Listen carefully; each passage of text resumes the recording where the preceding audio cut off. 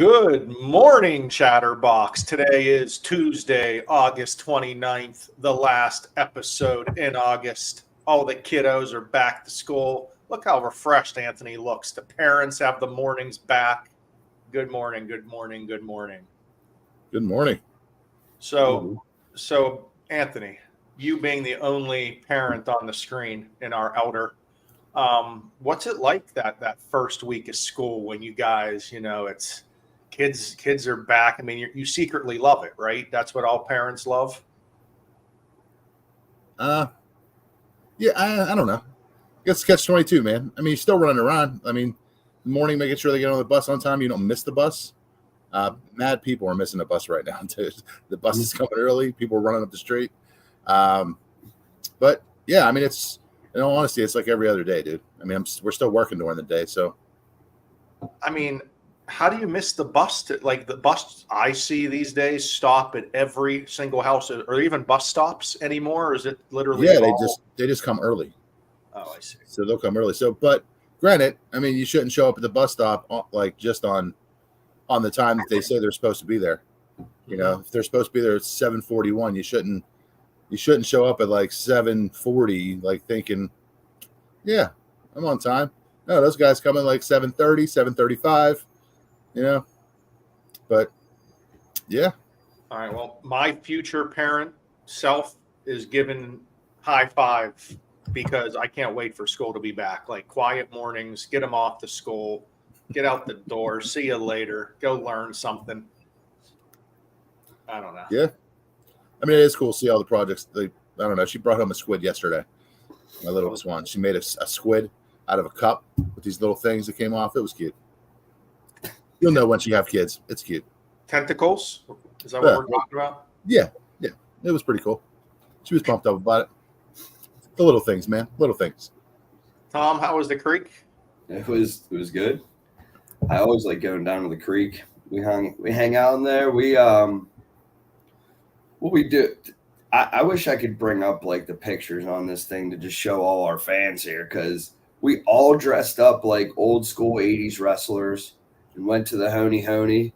And you should have saw the reception that we got at the Honey Honey. Like, people were surrounding us, making us do fake wrestling matches in the grass.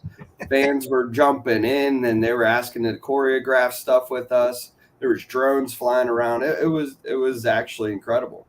People ask where we're wrestling tonight, and we're like, no, we're just a bunch of guys dressed up as wrestlers. Did this for no reason. No reason at all, yeah. Gotcha. Sweet. Who were you dressed up as, Tom? I was Michael Buffer. I had my gray hair on. I had my tuxedo shirt and the microphone. Let's get ready to rumble. Yeah, something like that. So, whoa. You're going to get us kicked off YouTube. I think that's copywritten. So, sorry, YouTube. No, I lisped at the end. Oh, okay. There you go. We're safe. Yeah. We're safe.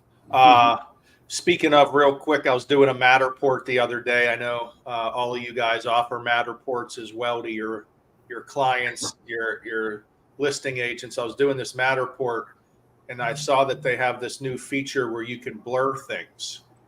So I was out there. You can just blur anything on the screen. So it's nice. Anything that pops up, pictures, paintings, something that you didn't want to see. There's like, boom, just blur that right off the screen. See you later. So no more copyright problems with the old Matterports. That is perfect. It's good to know. Especially if there's pictures up on the wall, stuff like that. Yeah. That's a nice feature. Yeah. So again, any agent out there that has a listing that wants a Matterport done by me, Tom, or Anthony, let us know. We got that capability for you. Just give us a shout. But getting today's topics, fellas, we got a couple of them. We got a mortgage program of the week that I think is pretty cool. That Anthony's going to talk about real quick. And then we got the CFPB kind of coming out of the sky. Haven't heard from them in a couple years. And now they're starting to fine people. So we got to talk about who they are, where they come from, why they're fining people, and make sure that we're nowhere near that list, because I see they just put down a $2.7 billion fine on Lexington Law and some credit repair companies that we'll get into here in a little bit. But first, and program of the week. I think everyone is used to having to purchase a 2, 3, 4 unit property and putting a large down payment, 15, 20, 25% down. West Penn has an alternative to that. It's a newer program and a great option. So take it away and let the peoples know what we got. Yeah. So, I mean, if somebody was buying a multifamily dwelling to live in one of the units or not, it was typically 25% down. In that case, if it was over a 2-unit property, on conventional financing, most people, if they were going to live in one of the units, they would go FHA so that they can do the minimum down payment requirement instead of the 25%. So West Penn actually has a 5% down program for those clients on conventional as well. So as long as they're going to live in one of those units, they can buy up to a 4-unit property. They will have to do a class, a rental class as well. So, but yeah, it's a great option if somebody's looking to, buy a property and rent out the other 3 units to help support and supplement either their monthly income and or pay that, mortgage payment. I think that's a valuable option. So instead of just FHA, now we can do it on conventional as well. Yeah, I mean, I think that's huge. Obviously, we think FHA is a great option for a 3 or 4 unit when you're going to live in one of the units. A lot of real estate agents don't necessarily agree with us these days, unfortunately. So that program, frankly, just isn't being accepted by real estate agents. So we got to work with the market. What else do we have out there? Boom, a conventional program, only 5% down, that you can do up to 4 units as long as you're going to live in the one. There we go. Now we're opening up more possibilities for buyers. We're taking away the negative of just having high interest rates, and let's offset the higher interest rate by getting some extra income for the buyer to help with that mortgage. Boom. Nothing better than that than a multi-unit property. The biggest thing is, I know we're going to get this phone call later today. No, it's not for investors. If you're an investor, you get no break. Okay? No one has a break for you. You're putting 20, 25% down. That's how the cookie crumbles. You're not putting 5% down. You have to live in the property. You're not going to play games and say you're living in the property. None of that stuff. You're going to live in the property. You're going to rent out the other units. It would be a primary residence. So don't call us if you're an investor. Don't call us if it's a house under rehab and it can't pass an appraisal. This is for a legitimate multi-unit property. Right. You got to make sense too. So, I mean, if you own a single family residence that you live in now, it has to make sense. If you're not selling your single family residence and you're just going to say, hey, I want to buy this 4-unit and live in one of the units, and you're not selling your single family residence, it doesn't make sense. So, yeah, we're loan officers. We're not order takers, McDonald's workers here, where we're just writing down information. We have licenses. We're experts in the mortgage world, and we're going to need to make sure that yes, you can't just live in a 4,000 square foot house and say you're going to buy a 4-unit that's 900 square feet, and you're going to live in one of the units. I'm sorry, that doesn't make sense to most people. Usually you're not going to downgrade your living situation that drastically. Unless you're selling your current property. Yeah, right. I mean, if you're selling that single family, then so be it. That's great. We can treat it as a primary, but I mean, it happens more and more when people want to skirt the system. And unfortunately it's a dangerous game to play because if you're not going to live in it, it's mortgage fraud. So yeah, and mortgage fraud is going to lead us right into the CFPB. We don't do mortgage fraud. We don't commit mortgage fraud. The CFPB, the current administration, they're coming down hard on certain things. One being fees, the other being kickbacks. We've said it forever that RESPA doesn't allow anything in our business of value for referral of business if you're getting or receiving. In any other line of work, if I'm a salesperson and I'm trying to get business from them and I want to give them something of value, that's just being a good salesman. In our line of work, it's illegal. That's how the world works. We didn't make the rules, but we got to follow them. So here last week, CFPB comes in and fines Freedom Mortgage along with a real estate company $2 million. You want to share that? You want to share your screen? I don't have it up, to be honest. Okay. I can pull it up in a second. We don't have to pull it up. $2 million. You, what, Tom? I said I trust you. Okay. $2 million, and they got the real estate company for $200,000 because literally the mortgage company was giving retreats and things of value and other options to the lender or to the agents that are not allowed. You can't give anything of value. So boom, they're fined $2 million. The real estate company's fined $200,000. So you can't do that.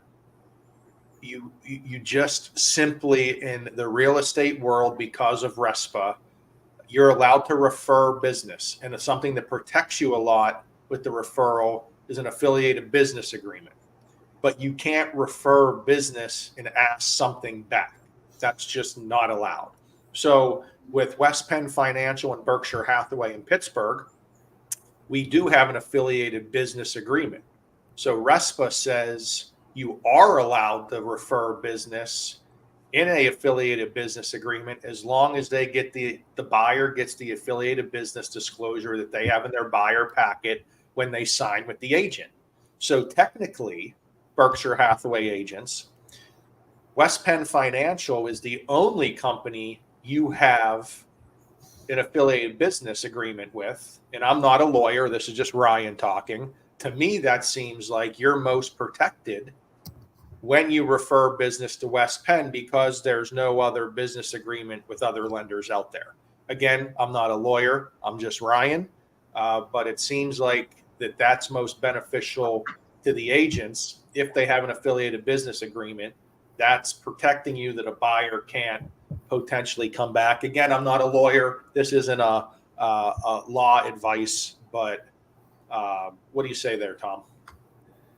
Yeah, I mean, you have to be careful with what you're doing as you work through this process. There's a lot of money involved for people. So knowing what's right and wrong is definitely, I don't know what the word I want to use is here, but it's definitely very important that you are following the rules, following the laws, and giving your clients the best options to move forward for the loan. And we're always here.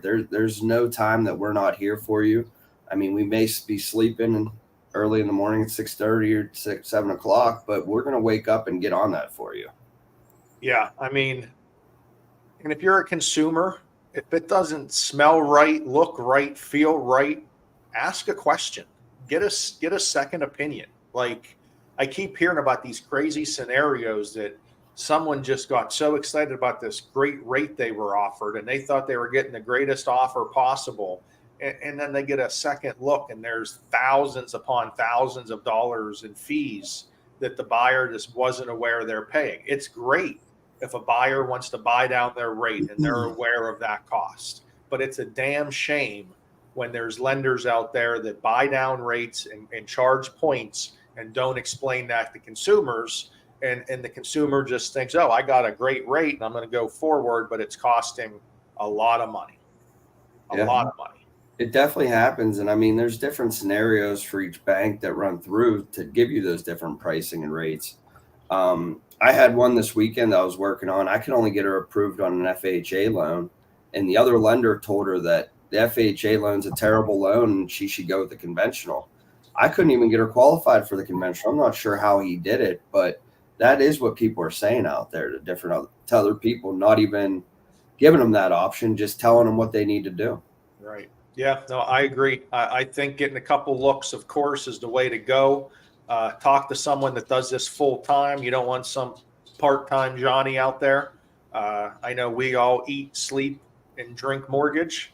So if you ever have a question, reach out to us. We're happy to help any way we can. You guys got anything to wrap up? We went long today.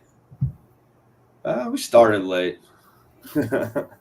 Still went long. All right, boys. Have a great Tuesday. See you Friday. Matt Sokol, I forgot about him today, so he will be here Friday. Oh, this is going to be perfect. We might have to dress up as wrestlers. Me and Soko got a little beef. We'll have a little tag team match or something. I'm not going to dress up as a wrestler, but you guys can. See you later. See you guys. Bye.